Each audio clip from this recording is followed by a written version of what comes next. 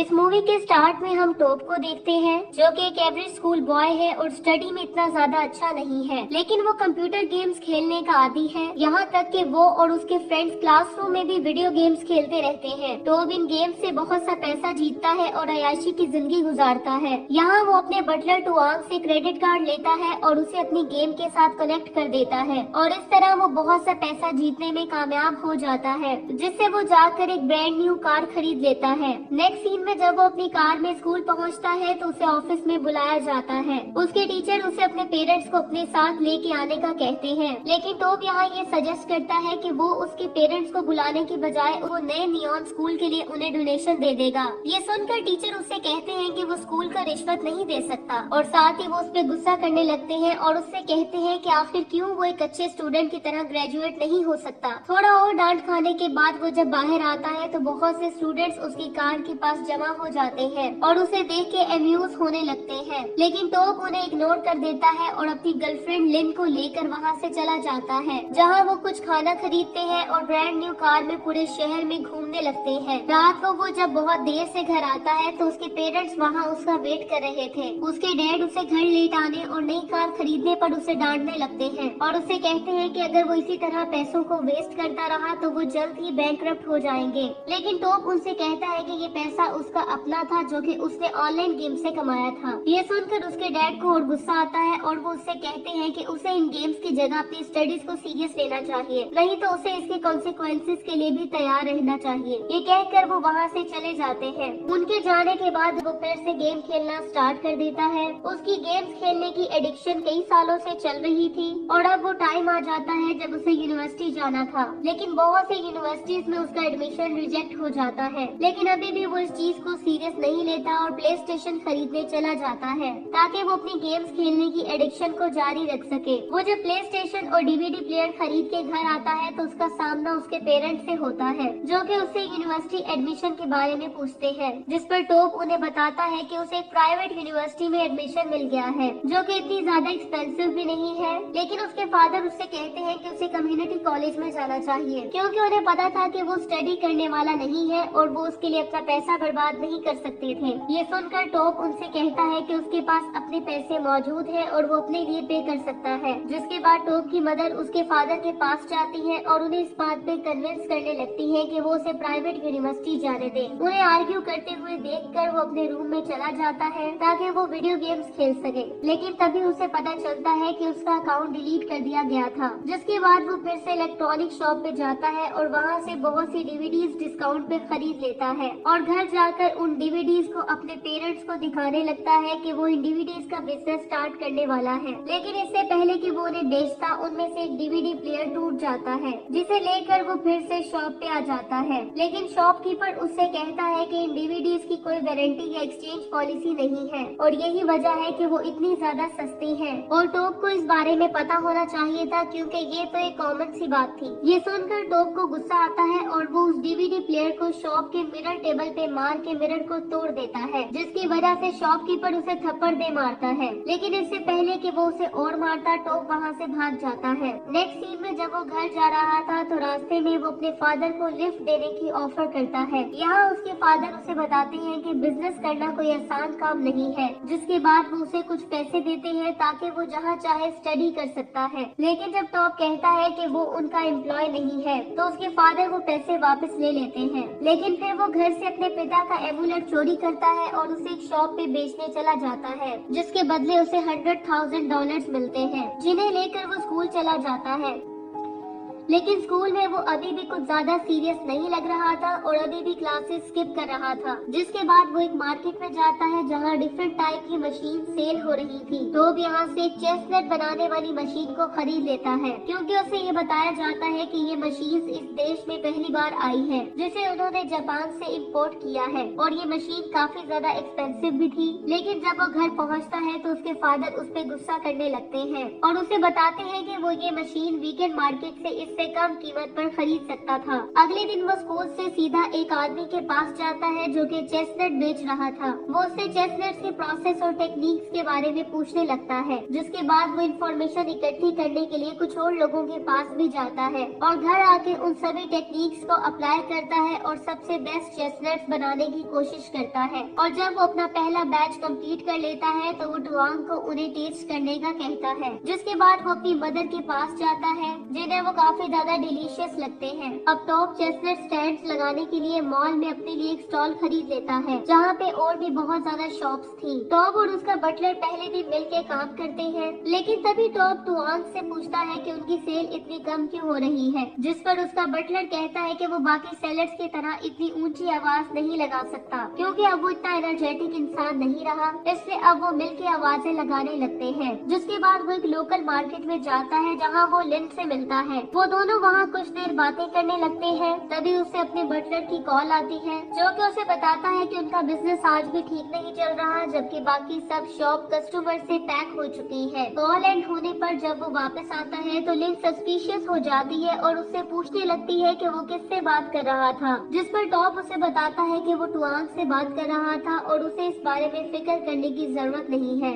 लेकिन टॉप को वहाँ कुछ लोग डोनेशंस इकट्ठी करते हुए दिखाई देते हैं, तो ये देखकर उसे एक आइडिया आता है। वो मॉल में वापस आता है और मैनेजर से कहता है कि वो अपना स्टॉल मूव करना चाहता है, लेकिन मैनेजर उसे ऐसा करने की परमिशन नहीं देता। टॉप उसे स्टॉल को छोड़ने की धमकी देता है, जिस पर मैनेजर उसे कहता है कि वो चाहे तो ऐसा कर सकता है, लेकिन इसके लिए उसे कोई रिफंड नहीं मिलेगा और ये सब कुछ उसके कॉन्ट्रैक्ट में लिखा था। तभी मैनेजर उसे बताता है कि इस मंथ के एंड पे प्राइम स्पॉट फ्री हो जाएगा और अगर वो उस जगह मूव करना चाहता है तो उसे आज ही नया कॉन्ट्रैक्ट साइन करना होगा और वहाँ पे वो अपना रेंट आसानी से निकाल लेगा। दूसरे दिन टॉप को क्लास में जब कॉल आती है तो वो अपना एग्जाम छोड़ देता है और चेस्टनट्स को बैग में लेकर मॉल में पहुँच जाता है, जहाँ वो अपने स्टॉल पे बहुत से लोगों को देख के काफी ज्यादा खुश हो जाता है। यहाँ वो टुआंग को कहता है कि अब उन्हें और ब्रांचेस भी ओपन करनी चाहिए, लेकिन टुआंग उसे थोड़ा धीरे चलने की एडवाइस करता है। लेकिन अब क्योंकि टॉप ये डिसाइड कर चुका था, इसलिए वो जल्द ही एक न्यू स्टॉल ओपन कर लेता है, जहाँ उसकी मुलाकात लिन से होती है, जो कि उस पे गुस्सा करने लगती है क्योंकि उसे उसके बारे में कुछ भी पता नहीं था और उसके बिजनेस के बारे में भी किसी और ने उसे बताया था। नेक्स्ट सीन में मैनेजर टॉप से कहता है कि उसका स्टॉल मॉल को डैमेज कर रहा है, क्योंकि स्मोक की वजह से सीलिंग पूरी तरह से येलो हो चुकी थी।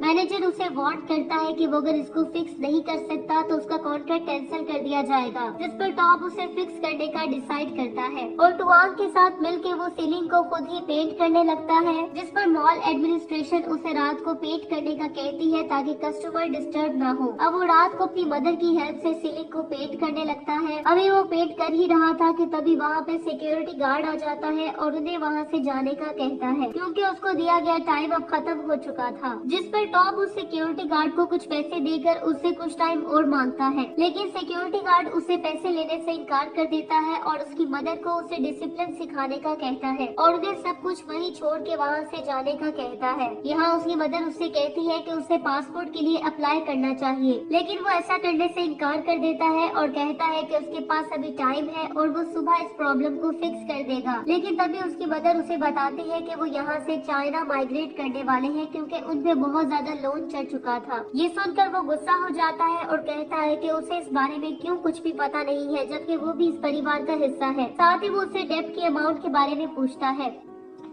और उससे कहता है कि उसका बिजनेस काफी अच्छा चल रहा है, इसलिए वो उनका डेब्ट पे कर देगा। लेकिन उसकी मदर रोते हुए उससे कहती है कि वो भी उनके साथ चले ताकि वो कम से कम एक साथ तो रह सके। नेक्स्ट सीन में जब वो पासपोर्ट ऑफिस में बैठा था तो अचानक से वो वहाँ से उठ के अपने पेरेंट्स के पास आता है और उनसे कहता है कि वो यहीं रहकर स्टडी करना चाहता है, जिसके बाद उसके पेरेंट्स उसके बगैर ही चाइना जाने का डिसाइड करते हैं और एयरपोर्ट पे उसके फादर उसे एडवाइस करते हैं कि वो अपना बिजनेस छोड़कर स्कूल जाना शुरू करे। अगली सुबह वो पेंटिंग का काम कंप्लीट करने के लिए मॉल में पहुंच जाता है, लेकिन तभी मैनेजर उससे कहता है कि वो उसके स्टॉल्स को यहाँ रखने की परमिशन नहीं दे सकते और वो उसका कॉन्ट्रैक्ट कैंसिल कर देते हैं और उसकी सभी ब्रांचेस को क्लोज कर देते हैं। यहाँ जब वो अपने घर में लेटा हुआ था तो वो बाहर एक लेडी को देखता है जो कि उनकी डोर पे कुछ पढ़ रही थी। वो उसको देखने के लिए बाहर आता है और ये देख के शॉक्ड हो जाता है कि वो कोर्ट की तरफ से बैंकरप्सी का नोटिस था। अब वो गुस्से में उसे फाड़ कर एक ट्रैश कैन में फेंक देता है। यहाँ जब वो मार्केट में घूम रहा था तो उसे वहाँ फिर से लिन दिखाई देती है। वो फौरन से उसे गले लगा लेता है और रोने लगता है। लिन उससे बिजनेस को छोड़कर स्कूल जाने का कहती है और उसके एडमिशन के लिए वो उसकी हेल्प करने का भी प्रॉमिस करती है, जिस पर टॉप मान जाता है। नेक्स्ट सीन में वो दोनों कार में बैठ के सीवीड्स खाने लगते हैं, जो कि लिन घर से अपने साथ लाई थी, जिनको खाते हुए उसे एक आइडिया आता है और इस बार वो सीवीड्स का बिजनेस स्टार्ट करने का डिसाइड करता है। आने के बाद वो बहुत सारे सीवीड्स खरीद लेता है, जिसके बाद वो और टुआंग उन्हें फ्राई करना स्टार्ट कर देते हैं। यहाँ वो डिफरेंट टेक्निक्स को यूज करते हुए बेस्ट सीवीड्स तैयार करने की कोशिश करने लगते हैं, लेकिन तभी उनके सीवीड्स खत्म हो जाते हैं और टुआंग उसे और सीवीड्स लाने का कहता है, क्योंकि अभी तक वो बेस्ट प्रोडक्ट बनाने में कामयाब नहीं हुए थे। इसलिए वो मजीद सीवीड्स खरीदने के लिए अपना कंप्यूटर और कुछ और गैजेट्स को बेच देता है। तभी उसे लिन की कॉल आती है, जो कि उसे याद दिलाती है कि आज यूनिवर्सिटी में रजिस्ट्रेशन का लास्ट डे है, इसलिए वो टाइम पे वहाँ पहुँच के अपनी रजिस्ट्रेशन करवा लेता है। शाम को वो बहुत से सीवीड्स लेकर घर पहुँचता है और टुआंग से उन्हें फ्राई करने का कहता है, लेकिन उसे वहाँ से कोई रिस्पॉन्स नहीं मिलता, इसलिए वो उसे ढूंढने लगता है। थोड़ी देर में टुआंग उसे बेहोश पड़ा हुआ मिलता है और उसके सर से खून भी बह रहा था, इसलिए वो फौरन से उसे उठा के हॉस्पिटल ले आता है और वेटिंग एरिया में किसी भी न्यूज का वेट करने लगता है। लेकिन खुशकिस्मती से टुआंग की जान बच जाती है और उसे कुछ ही दिनों में डिस्चार्ज करने का बताया जाता है। अब टॉम उसके लिए सीवीड फ्राई करके ले आता है, जिन्हें खाने के बाद टुआंग को वो काफी ज्यादा अच्छे लगते हैं, जिसका मतलब ये था कि वो बेस्ट प्रोडक्ट बनाने में कामयाब हो गए थे, इसलिए अब वो उसे बेच सकते थे। कुछ ही दिनों में वो अपना बिजनेस फिर से स्टार्ट कर देते हैं और सीवीड्स का बिजनेस स्टार्ट करते ही टॉप को उसकी मदर की कॉल आती है, जो कि उसे हैप्पी बर्थडे विश करती है, जिसके बाद वो उसे अपने फादर से बात करने का कहती है, जो कि उसे कहते हैं कि उसे बहुत ज्यादा मेहनत से पढ़ाई करनी चाहिए ताकि वो उसे नेक्स्ट सेमेस्टर के लिए चाइना बुला सके। टॉप यहाँ अपने फादर को उनके डेब्ट के बारे में बताने का कहता है, जिस पर पहले तो वो इस बारे में बताने से इनकार कर देते हैं, लेकिन टॉप के बहुत ज्यादा फोर्स करने पर आखिरकार वो मान जाते हैं और वो उसे बताते हैं कि उन्होंने $40 मिलियन पे करने हैं, जिसे सुनकर टॉप शॉक्ड हो जाता है। वो जब घर आता है तो उसे वहाँ कोर्ट का दूसरा नोटिस मिलता है, जिसकी वजह से वो और ज्यादा परेशान हो जाता है और उसे ये समझ नहीं आ रहा था कि वो इतना ज्यादा लोन कैसे पे करेगा। तभी उसे एक कंपनी 7-Eleven के बारे में पता चलता है, जो कि पूरे देश में बाइंग और सेलिंग का काम करती थी। अगले दिन वो सीवीड्स को लेकर उस कंपनी के ऑफिस पहुंच जाता है और मीटिंग के लिए अपने टाइम का वेट करने लगता है। तभी डायरेक्टर वहां आती है और उसे अपनी प्रोडक्ट वहां छोड़ने का कहती है, क्योंकि वो किसी और मीटिंग के लिए वहां से जाने वाली थी। लेकिन टॉप चाहता था कि वो अपनी प्रोडक्ट को अच्छे से प्रेजेंट कर सके, लेकिन डायरेक्टर उसे 10 मिनट से ज्यादा टाइम नहीं दे सकती थी, इसलिए वो उसकी प्रोडक्ट को चेक करने के बाद उसे रिजेक्ट कर देती है और उसे बताती है कि इसमें बहुत से फॉल्ट्स है और ये उनके लिए बहुत ज्यादा एक्सपेंसिव भी है। टॉप जब घर पहुंचता है तो लिन वहां उसका वेट कर रही थी, जो कि उससे कंप्लेन करने लगती है कि वो उसे अपने प्रॉब्लम्स के बारे में क्यों नहीं बताता और वो उसकी किसी भी चीज में हेल्प कर सकती थी।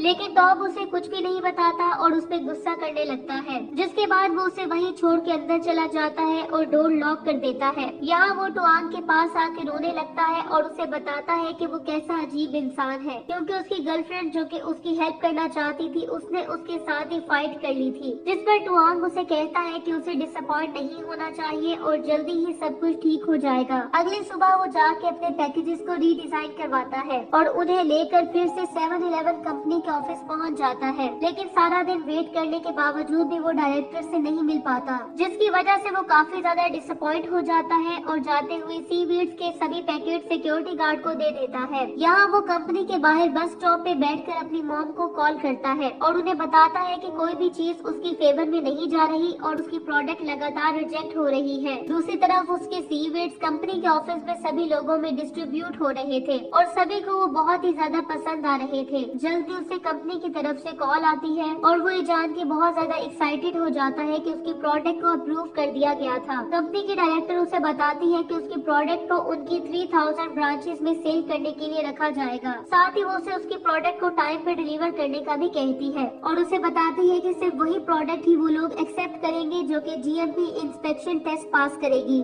जिसका मतलब ये था कि उसे अपना फर्स्ट ऑर्डर डिलीवर करने के लिए भी बहुत से पैसों की जरूरत थी, इसलिए वो अपनी कार बेच देता है। जिससे उसे कुछ पैसे मिल जाते हैं, लेकिन वो अभी भी सप्लाईज हासिल नहीं कर सकता था क्योंकि सप्लायर्स उससे कुछ और पैसों की डिमांड करते हैं। यहाँ वो इस चीज को लेकर काफी ज्यादा चिंतित था कि इस बार शायद वो कामयाब नहीं हो सकेंगे, लेकिन टुआंग उससे कहता है कि ये कोई नहीं जानता कि कल क्या होगा, इसलिए उन्हें मायूस नहीं होना चाहिए। अगले दिन वो एक शॉप रेंट पे लेकर उसे सीवीड्स के बिजनेस के लिए प्रिपेयर करने लगते हैं। जल्दी जीएमपी इंस्पेक्शन टीम भी वहाँ पहुँच जाती है। टुआंग उससे कहता है कि उन्हें इस टीम को रिश्वत देनी चाहिए, लेकिन टॉब ऐसा करने से इनकार कर देता है और कहता है कि वो इस बार सब कुछ ठीक तरीके से करना चाहता है। यहाँ जीएमपी टीम सफाई को लेकर उनसे कुछ कंप्लेंट्स करती है, लेकिन अभी वो फाइनल डिसीजन नहीं करते और उनसे कहते हैं कि वो अपना डिसीजन उन्हें फैक्स कर देंगे। टॉब उन्हें सभी प्रॉब्लम्स को फिक्स करने का प्रॉमिस करता है। यहाँ जब उन्हें फैक्स रिसीव होती है तो वो ये जान के काफी ज्यादा खुश हो जाते हैं कि उन्होंने इंस्पेक्शन टेस्ट को पास कर लिया था। नेक्स्ट सीन में जब वो पहली बार पैकेजेस डिलीवर कर रहे थे तो टॉप काफी ज्यादा डरा हुआ दिखाई दे रहा था, लेकिन टुआंग उसे गले लगा लेता है और कहता है कि सब कुछ ठीक हो जाएगा।